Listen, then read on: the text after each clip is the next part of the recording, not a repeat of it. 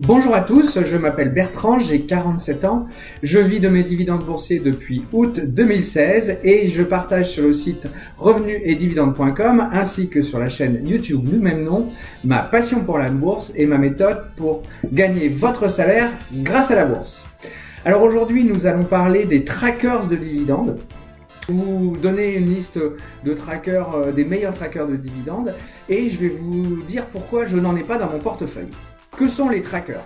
Les trackers en fait sont des instruments financiers en fait qui suivent des indices, donc à la hausse comme à la baisse. Donc c'est ce qu'on peut appeler une gestion passive. Il existe des trackers à la fois sur des pays, par exemple des trackers sur la France, sur l'Europe, sur les États-Unis, mais aussi sur des secteurs d'activité, la santé, les télécoms, etc. Mais aussi typiquement sur des stratégies d'investissement comme les dividendes. Alors, les principaux avantages des trackers, de manière générale, c'est d'abord leurs frais, puisqu'ils sont moins chers en termes de frais que des fonds d'investissement, des SICAV ou des FCP par exemple. Il faut savoir qu'aujourd'hui, on tourne autour de 0,2 à 0,5-0,6% de frais, ce qui est relativement faible. Ils sont aussi transparents, c'est-à-dire qu'en fait, à partir du moment où vous connaissez la composition d'un indice, vous pouvez en déduire la composition d'un tracker. On appelle aussi ces trackers des ETF, c'est le nom américain de ce type de produit. Que sont les trackers de dividendes? Déjà, ce sont des trackers qui versent des dividendes, donc c'est la première particularité, puisque tous les trackers ne versent pas des dividendes. Donc ça, c'est le premier point. Et le deuxième point, c'est que ce sont des trackers qui suivent un indice boursier d'actions qui versent des dividendes et en général des actions à haut rendement entre guillemets. Par exemple le Eurostock Select Dividend 30 qui sélectionne les 30 meilleures actions en termes de rendement sur la partie européenne. Alors, je vous ai fait une sélection sous cette vidéo des 7 meilleurs trackers que je considère de dividendes.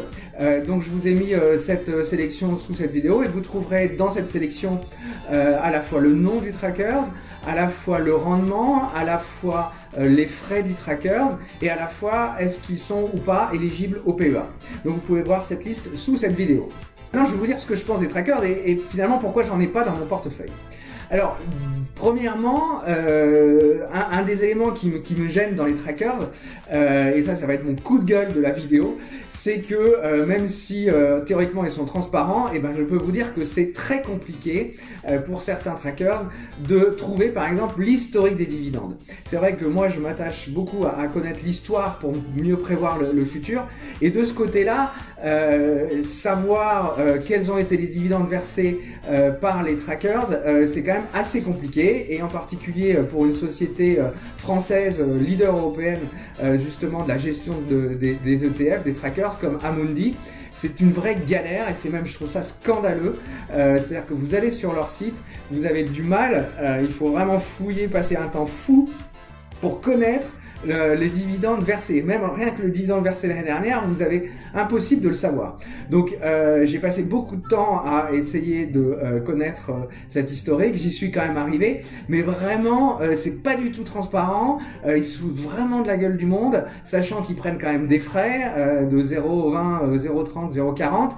Ils pourraient quand même avoir une information plus claire. Alors, la société Lyxor, qui est aussi une société française, mais qui dépend de la Société Générale, elle, est plus transparente de ce côté-là. Il y a une autre société de gestion d'ETF comme eShares. C'est entre les deux, c'est-à-dire que vous avez l'information, mais c'est dans un document PDF, etc., qu'il faut télécharger, il faut chercher le truc.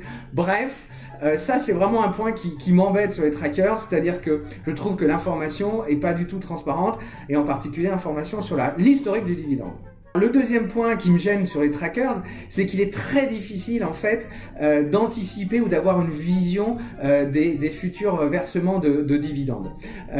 Pourquoi? Parce que en fait c'est constitué d'un panier d'actions, donc en fait il faudrait faire un travail de calcul très compliqué pour déjà estimer sur chaque action le montant futur du dividende et le pondérer par rapport au nombre d'actions qu'il y a dans le fonds. Donc c'est assez assez compliqué, donc j'ai du mal moi à faire ces calculs, et j'avoue que j'ai pas envie de me rentrer dans ces calculs, d'autant plus que je vais vous dire après qu'il y a d'autres raisons qui font que je n'investis pas dans ces trackers. Et d'autant plus, un autre point, c'est que en fait ces fonds investissent dans des actions donc qui sont sélectionnées par les indices, et que cette sélection bouge régulièrement. Donc en fait il faudrait non seulement pondérer, anticiper, etc., mais aussi suivre l'évolution de la composition de l'indice. Bref, c'est un travail titanesque qui est très difficile à faire, alors que quand je compare avec le travail que je dois faire sur la sélection d'actions que j'ai, ou en tout cas celle que je suis, c'est quand même beaucoup plus facile.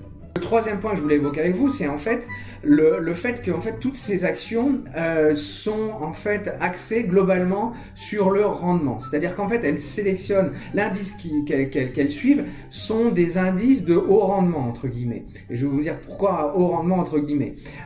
Donc en fait c'est une stratégie basée essentiellement et 100% sur le rendement. Et comme je vous l'ai déjà dit plusieurs fois, c'est une stratégie que je ne vous conseille pas, et en tout cas qui n'est pas la mienne, puisque de mon côté, ce qui m'intéresse, c'est la pérennité du dividende. C'est pas le montant entre guillemets du rendement, et je ne vais pas investir dans des actions à haut rendement si derrière j'ai un risque de baisse du dividende. De ce côté-là, justement, sur la pérennité du dividende, c'est un peu normal, parce qu'en fait, comme elles sont basées sur le rendement, elles n'ont pas d'objectif de pérennité. Et en fait, quand je constate et quand je fais l'historique des versements de dividendes, on s'aperçoit qu'en fait, ces ETF font du yo-yo en termes de versement de dividendes. Je vous montre sous cette vidéo un exemple précis avec un des trackers que j'ai sélectionné, puisque vous verrez qu'en fait, on est plutôt d'ailleurs sur un dividende qui baisse. Dernier point, par rapport à moi, à mon critère d'investissement, et ben en fait je trouve que même si ce sont des trackers qui sélectionnent des actions à haut rendement, dans la réalité c'est loin d'être le cas, puisque on tourne entre 0,99 et 5,62 de rendement pour ces trackers par rapport aux dividendes versés en 2015, et que moi j'ai globalement un portefeuille qui a plutôt un rendement de 6,5, avec une pérennité du dividende que je considère comme plus assurée. Donc en fait, vous êtes dans des trackers qui soi-disant sont haut rendement, mais non seulement baissent leur dividende, et en tout cas n'assurent pas la pérennité du dividende, et en plus le taux de rendement au maximum il est de 5,62 par rapport à un taux de rendement que j'ai sur mon portefeuille qui est beaucoup plus élevé que ça. Donc pour moi la notion de tracker de haut rendement est toute relative, et avec un risque plus élevé, j'ai un rendement finalement moins élevé. Voilà les raisons pour lesquelles je n'investis pas dans ces trackers, mais ça correspond à ma situation, à mon objectif, à mon profil. Je ne dis pas du tout que ce sont des mauvais investissements. En tout cas, si vous voulez le faire, je vous donne la liste de 7 meilleurs trackers de dividendes si ça vous intéresse. J'espère que cette vidéo vous aura plu. Si c'est le cas, je vous invite à mettre un petit pouce sous cette vidéo. Et pour recevoir des conseils et astuces chaque semaine sur la bourse et l'investissement dans les dividendes, je vous invite à vous abonner à ma chaîne YouTube. À bientôt!